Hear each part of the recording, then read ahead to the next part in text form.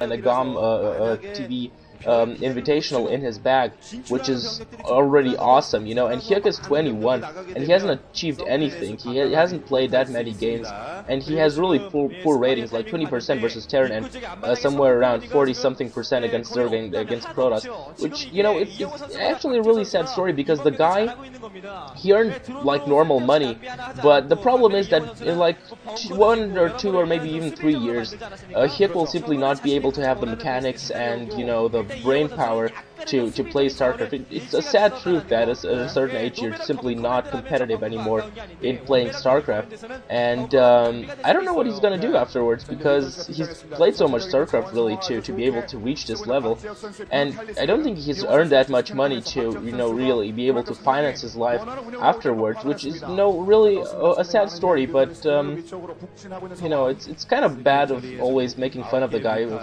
Hyuking himself. On the other hand, however, I guess he deserves it, because he does Hyuk himself pretty badly often. And he's got his Mutalisks out, and he needs to inflict some damage here if he wants to come back into this one, because Flash seems to have an advantage by now.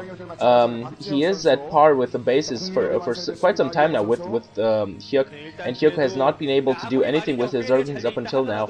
And you know, what Hyuk really needs to do now is inflict some economical damage to try to come back into this one, and make sure that he gets some good marine kills here to force Flash to stay back, and to make sure that Flash is not able to go on any offensive, simply because Hyuk needs to get some new hatcheries, some new bases going down.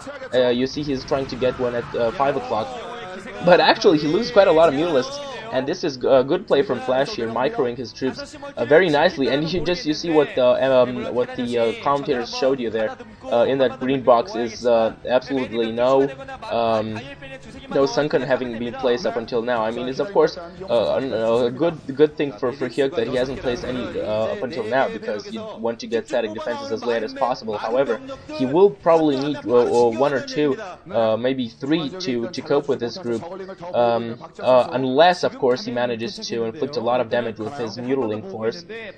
This does look, however, as a pretty difficult thing, especially since those Marines are very nice camped up on that ramp, having the height advantage over the Zerglings, and a very nice placement of that SCV to make sure that no Zergling groups runs by. This is the possibility on Chupung-Ryeong to run by over one of these mountainous ridges and get into your opponent's secondary. And oh my god, that was a big mistake from Hyuk. He lost, I think, 1 or 2 mutas there.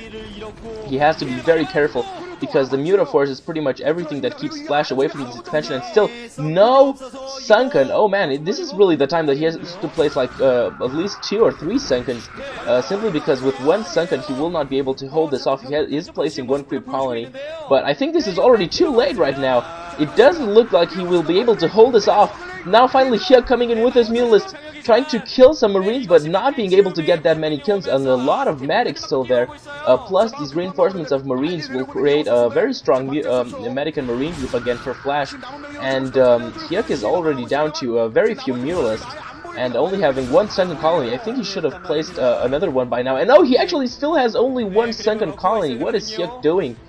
I don't know. He should place like at least 1 more down there, because otherwise he will not be able to hold this under any circumstances. And in the meantime, Hyuk trying to attack with 3 Zerglings, which is like really hilarious, and Flash doing a great job of bringing that Marine again to safety to the bunker, killing those Zerglings. And again, he's attacking. He takes down that last sunken colony. He's killing all the Mutalists. He is killing the Hydralists that have just come out, and Hyuk will not even have the chance to use 1 lurker in this game. And I think he just blocked the ramp with 1 lurker egg, but I think that Flash can run by that. I don't think that's a block really. I'm pretty sure that, yeah, indeed, Flash is able to run by that lurker egg. That attempt to block the ramp fails, and Flash is in the main, and should be GG by now, because it's simply over. It's okay, it's GG of course. And you know, the problem for Hyuk was that Flash was managed to get a good strong economy going out with that quick command center, and he was able to fend off any attempt to attack with Zerglings in the beginning of the game. Hyuk didn't even try, and when it finally came down to Muta harass, which should have been, you know, kind of Hyuk's wildcard to inflict a lot of damage to Flash, he totally failed. He did get a couple of good Marine kills off, but really, you know, I think he could have done more. I think he could have, you know, like inflicted more damage to that medic and marine group or to Flash's economy with the Mutalisks. And you know, Flash just lost so little, he was able to macro up, pump out a lot of marines, and just overran Hyuk over at that expansion and came into the main, which means that Hyuk Hyuked himself again, and yeah, Flash gets a good victory for KTF. We'll be playing in the next set against a player of SK Team 1's choice. I'll try to commentate on that match after this one as well, so stay tuned guys for that commentary. Also, check out the Commentator Idol contest that is being organized by Cholera, and with the co-judges Peanut and Rise from like an SC2GG project overall.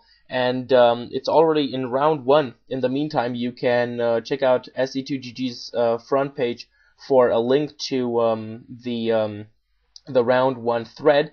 And in the round 1 thread, you will find YouTube videos. So all the YouTube videos from all the commentators, the 6 guys, the 6 guys, and no, sorry, 5 guys and a girl that made it to the first round.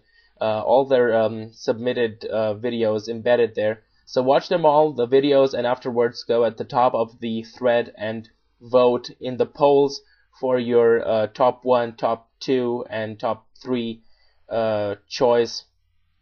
And they will like get points, 5, 3, and 1 points for you know, the place that they will have in the end in the polls after you've picked them. And your votes actually count quite a lot. 70% of the final, so to speak, mark that they will receive are your votes. 30% are the decisions of the judges. So you can really make a difference.